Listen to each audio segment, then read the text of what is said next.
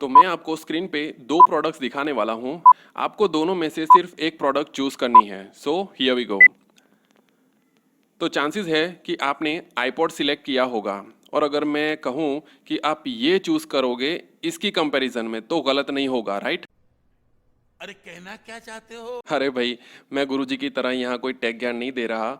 बस मैं ये कहना चाह रहा हूँ कि ये जनाब काम कैसे करते हैं और जिस प्रिंसिपल पे हमारा ब्रेन काम करता है, तो वो है सिंप्लिसिटी, जिसे हम डिटेल में समझेंगे इस वीडियो में। तो मैं बात करने वाला हूँ इस बुक की समरी, जिसकी ऑथर हैं जूलिया हॉब्सबॉम, जो एक टेड टॉक स्पीकर भी रह चुकी हैं। एंड इन्होंने बी हाइव से इंस्पायर होकर अपनी इस बुक में एक्सप्लेन किया है कि कैसे हम 6 स्टेप्स में क्लैरिटी पा सकते हैं इस कॉम्प्लेक्स एंड डिस्ट्रैक्टेड वर्ल्ड में। तो वीडियो बहुत ही नॉलेजेबल एंड इंटरेस्टिंग होने वाला है। एंड आज तक बीज हमें हनी देती आई है, तो वीडियो के एंड में बी हमें एक इम्पोर्टेंट लाइफ लेसन भी देने वाली है। तो वीडियो को एंड तक जरूर देखें। So now let's begin. First let's understand what is simplicity. जैसे अगर टेक्नोलॉजी का एग्जांपल ले, तो उसकी खासियत उसकी सिंप्लिसिटी में है। और आपका आईपॉड चूज करने के पीछे यही सीक्रेट था, और इसी सीक्रेट को स्टीव जॉब्स ने बहुत ही पहले समझ लिया था। और यही एप्पल की सक्सेस का राज है कि प्रोडक्ट्स को स्लीक, स्मूथ एंड सिंपल रखना। और ना सिर्फ एप्पल, बल्कि अमेजॉन, माइक्रोसॉफ्ट एंड टेस्ला जैसी टेक जायंट कंपनीज अच्छी तरह से जानती है। ये अलग बात है कि इनके पीछे बहुत ही कॉम्प्लेक्स इंजीनियरिंग एंड एल्गोरिदम काम करता है, लेकिन सानू की, हमारे ब्रेन को तो बस सिंप्लिसिटी की लैंग्वेज ही समझ आती है। और ये सीक्रेट सिर्फ बिग कंपनीज ही नहीं जानती, बल्कि हमारे पॉलिटिशियंस भी अच्छे से जानते हैं। इसीलिए इलेक्शन के दौरान हमारे ब्रेन को सिंपल ऑफर्स देते हैं, और हम बिना दिमाग पे जोर दिए इन्हें वोट भी दे देते हैं। तो अब शायद आप सिंप्लिसिटी का फंडा समझ गए होंगे, बट अनफॉर्चुनेटली ये जनाब जितनी सिंप्लिसिटी से काम करना चाहते हैं, हम उसे वैसे करने नहीं देते। हम इन जनाब को अननेसेसरी कामों से डिस्ट्रैक्टेड रखते हैं। तो इसे दोबारा सिंप्लिसिटी के ट्रैक पे लाने के लिए ऑथर हमें नेचर का बहुत ही खूबसूरत एंड नायाब इंजीनियरिंग मार्वल का एग्जाम्पल देती है, एंड वो है बी हाइव। तो लेसन की शुरुआत होती है बी हाइव के हेक्सागोनल शेप को समझने से। लेकिन हेक्सागोनल शेप ही क्यों? तो हनी बीज भले ही किसी फिजिक्स की क्लास में ना गई हो, लेकिन वो अच्छे से जानती है कि इसमें हनी स्टोर करने की कैपेसिटी ज़्यादा है दूसरे शेप की कंपैरिजन में, एंड ये शेप ज़्यादा स्ट्रॉन्ग एंड स्टेबल है। तो ऑथर ने इस शेप को स्टडी किया एंड इस शेप के अराउंड एक सिस्टम क्रिएट किया, जिसे उन्होंने नाम दिया हेक्सागोन एक्शन, जिसके 6 इंपॉर्टेंट एरियाज पे काम करने से हम भी इन हनी बीज की तरफ फोकस एंड क्लैरिटी से अपने गोल्स अचीव कर सकते हैं। ऐसी फॉगी विंडस्क्रीन से ड्राइव करना मुश्किल एंड डेंजरस साबित हो सकता है, राइट?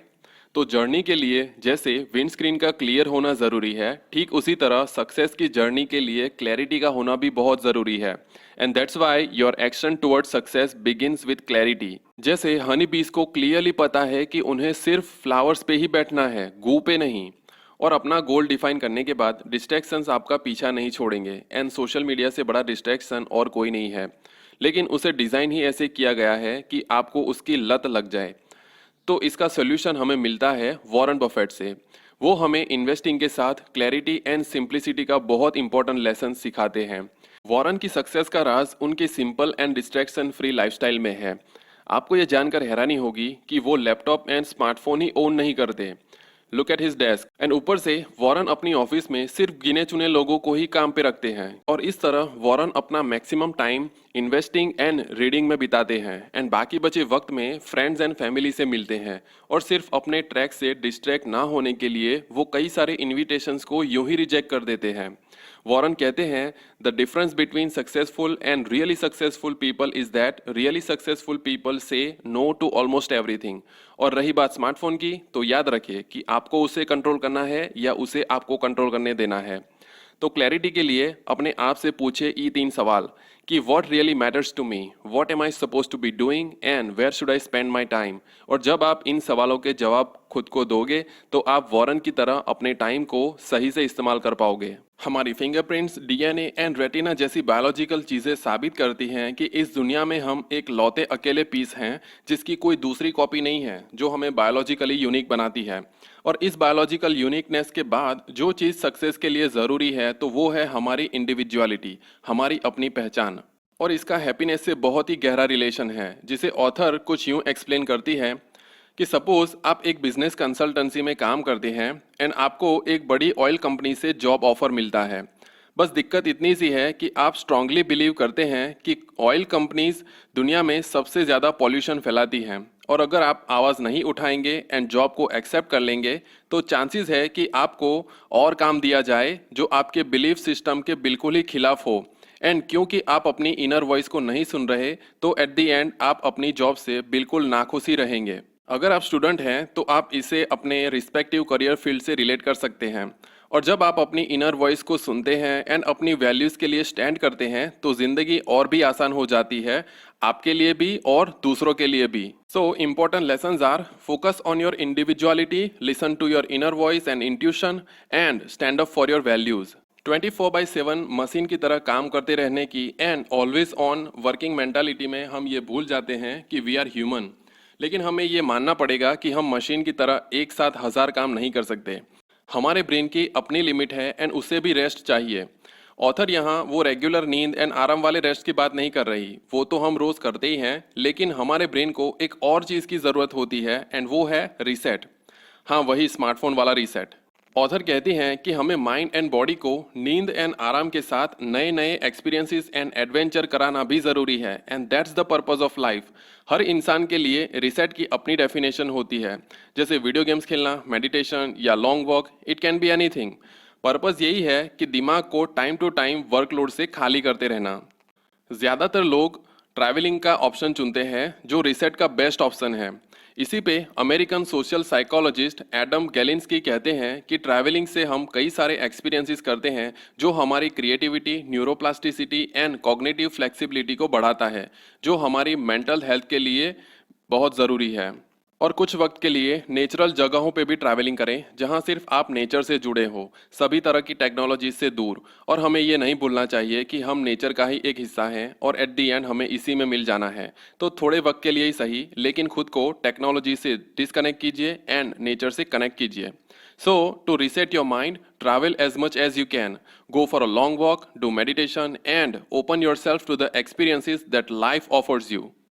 तो जैसे हनी बीज हनी कॉम्ब में हनी को स्टोर करती है, जो ना सिर्फ खुद के लिए यूज़फुल है बल्कि हम इंसानों के लिए भी काफ़ी बेनिफिशियल है, ठीक उसी तरह ऑथर कहती हैं कि हमें भी हमारे ब्रेन में वैल्यूएबल नॉलेज स्टोर करना चाहिए, ना कि उसे अननेसेसरी फैक्ट्स एंड इन्फॉर्मेशन से ओवरलोड करना चाहिए। इसीलिए fourth step towards success is knowledge, not information. In fact internet से लोग इतनी ज़्यादा इंफॉर्मेशन कंज्यूम कर रहे हैं कि सोशल साइंटिस्ट ने एक नया वर्ड इजाद किया है इस स्टेट को डिफाइन करने के लिए, एंड वो है इन्फोबेसिटी, जिसे सिंपल लैंग्वेज में कहते हैं इंफॉर्मेशन ओवरलोडिंग। कुछ लोग इंफॉर्मेशन एंड नॉलेज में डिफरेंस समझ नहीं पाते। आप इनकी इम्पोर्टेंस एंड वैल्यू इनकी कीमत से लगा सकते हैं। जहाँ किताबों को स्टोर किया जाता है तो दूसरी ओर न्यूज़पेपर को कबाड़ में फेंका जाता है। हमें नॉलेज एंड सॉफ्ट स्किल्स पे ज़्यादा फोकस करना चाहिए, और ये नहीं भूलना चाहिए कि सिर्फ नॉलेज ही था जिसके दम पे अंबेडकर हमारे देश को अपने ज्ञान से रोशन कर pi by giving the great constitution. और कुछ लोग तो फैक्ट्स एंड इन्फॉर्मेशन को लेकर इतने चौड़े में घूमते हैं कि भाई तुझे ये पता है, भाई तुझे वो पता है, बोलकर डींगे मारते रहते हैं। तो उनके लिए एक सवाल, तुझे क्या प्रॉब्लम है? So remember, don't be a man of facts but be a man of concepts. So important lessons, especially for students, always put knowledge first. Focus on soft skills like social, communication, public speaking, leadership, management, negotiation. Well, इस पे बहुत जल्द एक video आने वाला है और शायद आपको इसका लिंक डिस्क्रिप्शन में भी मिल जाए। हनी बीज की तरह हम भी एक सोशल एनिमल है। जैसे बीज एक दूसरे से कम्युनिकेट करने के लिए फेरोमोन्स केमिकल रिलीज करती है, ठीक उसी तरह हम इंसान वर्चुअल नेटवर्क से दुनिया में किसी से भी इंटरेक्ट कर सकते हैं। लेकिन टेक्नोलॉजी के एडवांटेजेस के साथ कई डिसएडवांटेजेस भी हैं। जैसे हम वर्चुअली कितने भी एडवांस हो जाएं, लेकिन टेक्नोलॉजी शायद human touch, smell, feelings and emotion को कभी रिप्लेस नहीं कर पाएगी। तो सक्सेस के लिए आपका फिफ्थ स्टेप का स्ट्रांग होना बहुत ज़रूरी है, and that is your network. जैसे कई सारे यूट्यूबर्स ऑनलाइन पढ़ाते थे, फिर उन्होंने अपना नेटवर्क एक्सपांड किया और आज करोड़ों स्टूडेंट को ऑनलाइन के साथ ऑफलाइन भी पढ़ा रहे हैं, ताकि स्टूडेंट्स को ये ना फील हो कि वो सिर्फ एक डिवाइस से पढ़ रहे हैं। एक रिसर्च बताती है कि टच करना या गले लगाना एक पावरफुल तरीका है स्ट्रेस को रिड्यूस करने एंड ट्रस्ट बिल्ड करने के लिए। इसीलिए तो मोदी जी फॉरेनर से जप्पियाँ पाते हैं, और यही हमारा इंडियन कल्चर है रिलेशन को और मजबूत बनाने के लिए। और एक रिसर्च ये भी बताती है कि ईमेल के बजाय अगर आप किसी से पर्सनली हेल्प मांगते हैं तो हेल्प मिलने के 34% चांसेस बढ़ जाते हैं। ऑथर कहती हैं कि मीनिंगफुल कनेक्शंस बनाने के लिए इंसान को इंसान की तरह मिलिए। जहां नेटवर्किंग इवेंट में लोग बस एक दूसरे को मशीन की तरह मिलते हैं, वहां हमें ट्रांजैक्शनल माइंडसेट को छोड़कर ऑर्गेनिक फ्रेंडशिप पे फोकस करना चाहिए। So, expand your network, connect in a more human way, and remember, your network is your net worth. Hexagon model का last but not the least and the most important factor is time. चलिए time के एक बहुत ही important factor को समझते हैं जिसे हम बहुत ही ग्रांटेड तरीके से लेते हैं। सपोज आप एक ऐसे रेस ट्रैक पे दौड़ रहे हैं जिसकी कोई फिनिश लाइन नहीं है। जी हाँ, सही सुना आपने, no finish line. So the question is, आपको पता कैसे चलेगा कि आप रेस ट्रैक पे कहाँ तक पहुँचे, एंड मोस्ट इम्पोर्टेंटली जीते या हारे? ज़रा सोचिए, अंदाज़ा लगाना मुश्किल है, राइट? मतलब बिना डेडलाइन का प्रोजेक्ट, असाइनमेंट और ड्रीम उस बिना फिनिश लाइन के रेस ट्रैक की तरह होते हैं, जहाँ आप बस भागते होते हैं लेकिन कोई आइडिया नहीं होता कि आप कहाँ तक पहुँचे। लेकिन हमें अनरियलिस्टिक डेडलाइन से भी बचना चाहिए। जैसे इन भाई साहब को इनकी तरह बनना है और इन्होंने एक वीक की डेडलाइन सेट की है, तो क्या ये पॉसिबल है? तो इसीलिए always set clear deadlines based on your strength and weaknesses. Now let's talk about another factor of time. तो आज पूरी दुनिया में लोग इस घड़ी के कांटों के पीछे तो भागते ही हैं, लेकिन दूसरी घड़ी की ओर बहुत कम लोग फोकस करते हैं, एंड वो है हमारी इनर बॉडी क्लॉक, जिसे यूनिवर्स ने हमारे अंदर ही इंस्टॉल करके भेजा है। तो जितना हम बाहरी क्लॉक से ज़्यादा अपनी इनर बॉडी क्लॉक को समझेंगे, तो हम ज़्यादा प्रोडक्टिवली एंड रिदम से काम कर पाएंगे और उससे personal projects, dreams and deadlines को अचीव कर पाएंगे। टाइम मैनेजमेंट हमें सीखना चाहिए, बट आई बिलीव कि सक्सेसफुल लोग टाइम से ज़्यादा खुद को मैनेज करते हैं। इसीलिए आप नोटिस कीजिए कि सक्सेसफुल लोग अपने बॉडी क्लॉक के अकॉर्डिंगली काम करते हैं, घड़ी देखकर नहीं, क्योंकि उन्हें पता है कि clock is lock for success. और ये क्लॉक तो सिर्फ नंबर्स दिखाती है, लेकिन इंसान का बेस्ट वर्किंग आवर्स उसके पर्सनल बॉडी क्लॉक पे डिपेंड करता है। और शायद इसीलिए गूगल एंड फेसबुक जैसी टेक जायंट कंपनीज में फ्लेक्सिबल वर्किंग आवर्स रखे जाते हैं, जहां एम्प्लॉयज़ अपना वर्किंग आवर्स खुद डिसाइड करते हैं। तो मैंने टाइम, एनर्जी एंड प्रायोरिटीज़ पे ऑलरेडी एक वीडियो बनाया है, तो वो भी आप देख सकते हैं। एंड मोस्ट इम्पॉर्टेंटली, आपका बेस्ट टाइम शुरू होता है आज, अभी, इसी वक्त। Now is the time to take action, and sometimes later become never। और एंड में कैट की बात याद रखे, and Seize the day, my friend.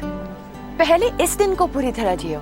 so always set strict personal deadlines based on your strength and weaknesses, and most importantly understand your inner body clock, and like successful people manage yourself before you manage your time।